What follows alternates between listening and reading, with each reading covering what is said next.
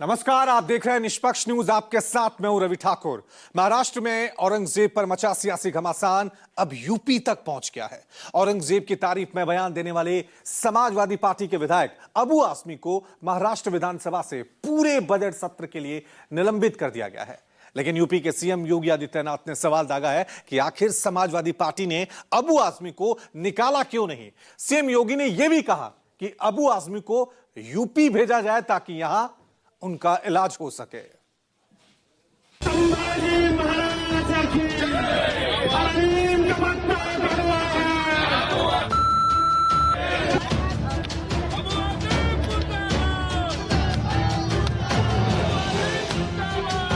गलत दृष्टि दिखाई जा रही है। औरंगजेब रहमतुल्लाह अलैह ने बहुत सारी मंदिरें बनवाई हैं, बिल्कुल क्रूर शासन नहीं मानता।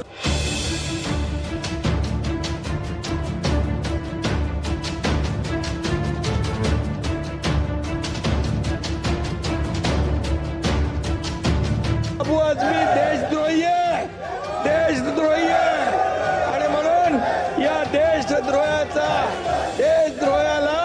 या सभागृहामध्ये बसण्याचा अधिकार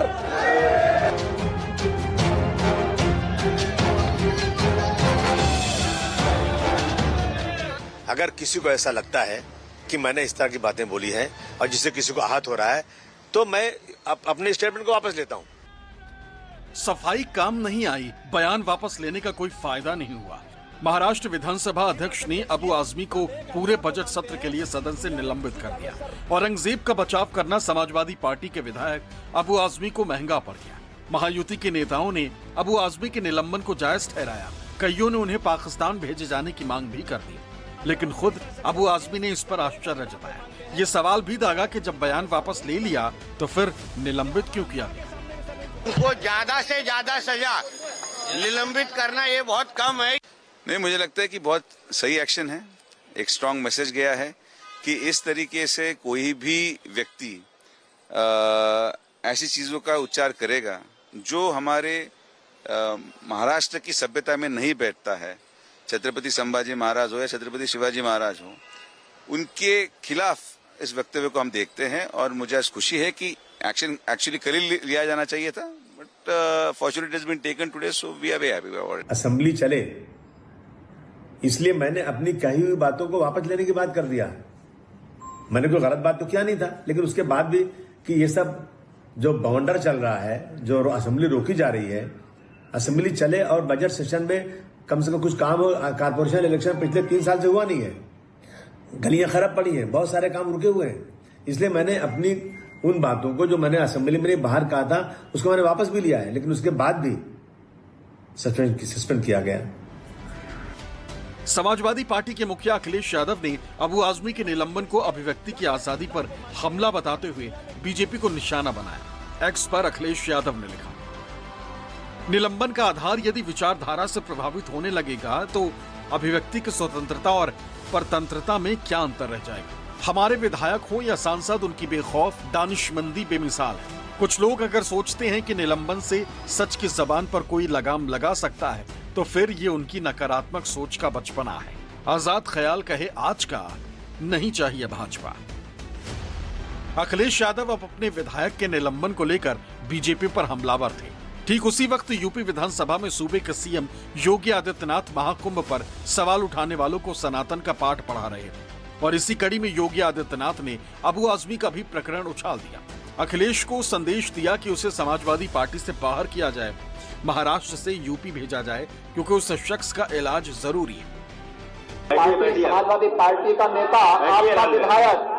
आपका विधायक घोषणा करो ना, उस कमबख्त को निकालो पार्टी से और उसको एक बार यूपी भेज दीजिए, बाकी उपचार हम अपने आप करवा लेंगे। जो व्यक्ति छत्रपति शिवाजी महाराज की परंपरा पर गौरव की अनुभूति करने की बजाय लज्जा महसूस कर रहा हो और औरंगजेब को अपना नायक मान रहा हो, क्या उसको भारत के अंदर रहने का अधिकार होना चाहिए क्या? और समाजवादी पार्टी को इसका जवाब देना चाहिए। योगी आदित्यनाथ के इस आक्रमण का जवाब भी अखिलेश ने उसी अंदाज में दिया। अबू आजमी के इलाज की पेशकश करने वाले सीएम योगी को अखिलेश ने बीमार बताया। सीएम पर तंज कसते हुए एक्स पर अखिलेश ने लिखा, जब आपन कुर्सी हिले तभे मन का आपा खोए, ऊ का औरन के इलाज करे जो खुदे बीमार हुए। हालांकि महायुति और एनडीए के साथ छिड़ी इस लड़ाई में महाविकास अघाड़ी भी अखिलेश के साथ नहीं आई। शिवसेना यूबीटी के मुखिया और महाराष्ट्र के पूर्व मुख्यमंत्री उद्धव ठाकरे ने भी अबू आजमी का बचाव करने को लेकर अखिलेश यादव को निशाना बनाया।